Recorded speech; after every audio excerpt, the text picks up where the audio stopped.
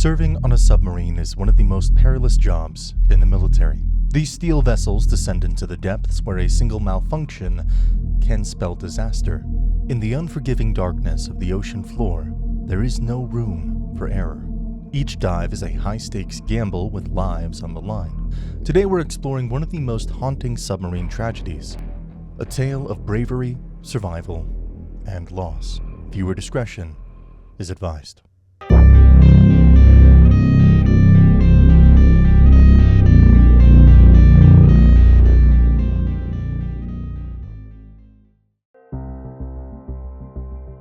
The USS Squalus was a brand new marvel of engineering in 1939, one of the earliest Sargo-class submarines that boasted a whole range of advanced features. This was a submarine unlike anything the US Navy had ever seen before. It could reach depths of 250 feet, move at surface speeds of up to 20 knots, and cover an astounding range of 11,000 miles on a single fuel tank. The Squalus could even fully submerge in under a minute while at full speed. An impressive feat thanks to its new lead-acid batteries designed to withstand battle damage. All of this put the Squalus at the forefront of submarine innovation. Being a part of the submarine service was never for the faint-hearted. For years, submariners had called it the coffin service, a grim nickname rooted in a tragic history of accidents and fatalities. Between 1921 and 1938, 18 American submarines had been lost, resulting in the deaths of 825 men. These accidents had earned submarines a reputation not just as machines of war, but as deadly steel coffins beneath the waves. Despite this, the Navy pressed on, continuously testing new designs and setting higher safety standards, hoping each improvement would bring them closer to a foolproof vessel. On May 23, 1939, the Squalus prepared for a test dive off the coast of Portsmouth, New Hampshire. It was meant to be a routine exercise, another step in proving the Squalus's strength and resilience. On board were 53 officers and sailors, 2 civilian Navy engineers, and a representative from General Motors, all under the command of Rear Admiral Oliver F. Nain. They had run through every checklist and every protocol. The Squalus, with its cutting-edge technology, felt ready for anything. But even the best-laid plans can have deadly flaws. At 9 a.m., the Squalus began its descent, and everything seemed routine until a hidden disaster quietly began to unfold. As the sub plunged deeper, an air vent that was supposed to be securely shut remained dangerously open, a critical malfunction that allowed water to pour in with unrelenting force. Although the control panel signaled green, safe and sealed, the reality was anything but. Water surged into the engine rooms with a fury, filling compartments with cold Atlantic seawater. Within moments, the sub tilted forward at a gut-wrenching 45-degree angle, sending men, equipment, and tools crashing towards the bow. It was chaos as sailors scrambled to stay steady, their world turning into a deadly tilt toward the ocean floor. The crew responded in a matter of seconds, sealing watertight doors in a desperate attempt to keep the flooding at bay. But it was too late for 26 men who found themselves on the wrong side of those sealed compartments. As cold seawater filled the sub, 17 men were trapped in the torpedo room, and 9 others were caught in the engine and rear battery rooms. Their hopes for survival vanished in moments. In the midst of this horror, one man's courage stood out in the chaos.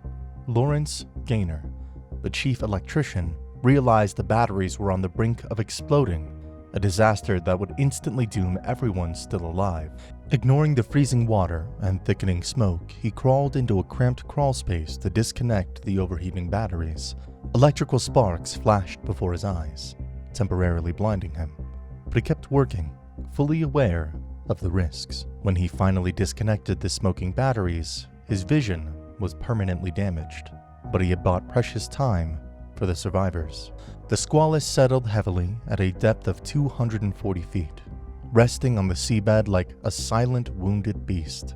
Inside, 33 men huddled in the cramped confines, saved by a remaining air pocket that would offer a temporary refuge.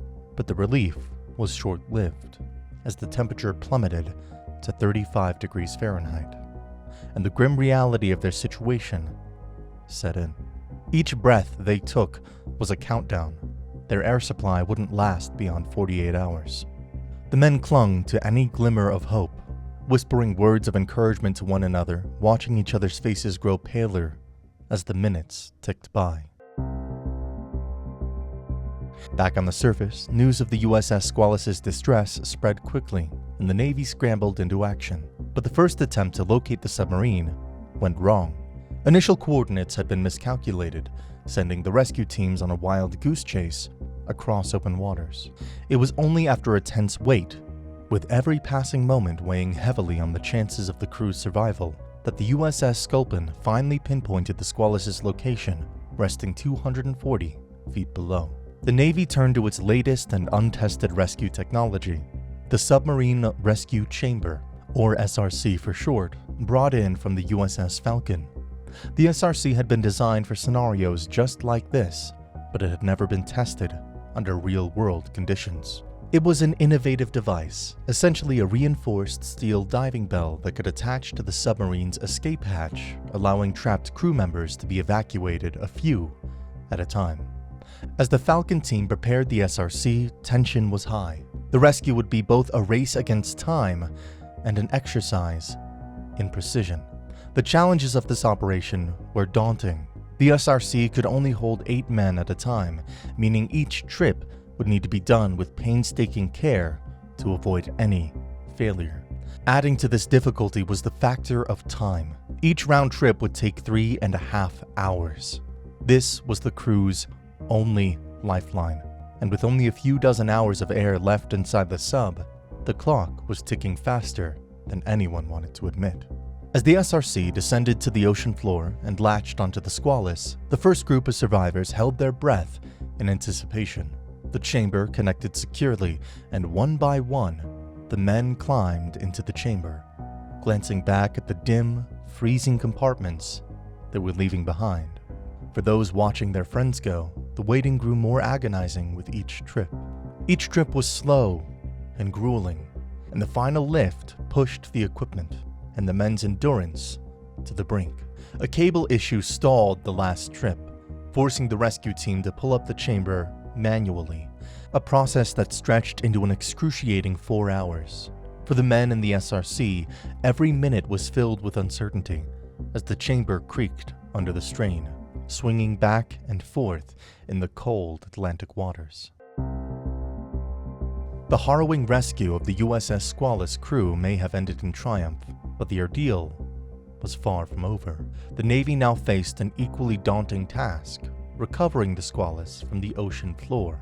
This wasn't just a matter of raising a submarine, it was a deeply personal mission to bring closure to the families of the 25 crew members who hadn't made it, and it would test the limits of recovery technology. For 4 relentless months, the Navy worked tirelessly to salvage the submarine, employing a combination of pontoons and heavy-duty chains in one of the most complex salvage operations ever attempted. Each lift was a careful balancing act of engineering and patience. One mistake could send the Squalus crashing back to the seabed. As teams hauled the wreck to the surface, they recovered 25 of the 26 bodies, though 1 crew member's remains were tragically lost during the operation. The Navy's commitment to retrieving their fallen comrades underscored the profound respect they had for those who served in the coffin service. Upon inspection, it was confirmed that the Squalus's fatal dive had been caused by a malfunction in the vent system, a simple yet deadly flaw that had led to catastrophic flooding in the compartments. With this knowledge, the Navy vowed to improve submarine safety protocols, incorporating every lesson from the Squalus disaster into a new handbook for submarine rescue and operations. The Squalus was carefully repaired, her scars patched over, and her systems reinforced. When she was fully recommissioned, she bore a new name, the USS Sailfish. Remarkably, 3 survivors from that tragic day returned to serve aboard the renamed vessel, facing their fears head-on to honor their lost crewmates. For them, it was a second chance, an act of resilience that spoke to the bond forged between submariners who had shared life and death underwater. Yet fate would not let them go unscathed. 4 of the original Squalus survivors later died in action, during World War II, their bravery carrying them to new battlefields. Admiral Oliver, who had overseen the Squalus' operations, went on to serve as the engineering officer on the USS California, while the sailfish herself found a new purpose in the war. After numerous missions, she was eventually decommissioned, her long service coming to an end. The Squalus tragedy and its extraordinary rescue effort left a legacy that would shape submarine safety and rescue protocols for generations. This daring rescue mission became enshrined in Navy history, serving as both a cautionary tale and a testament to the courage of those who descend into the depths.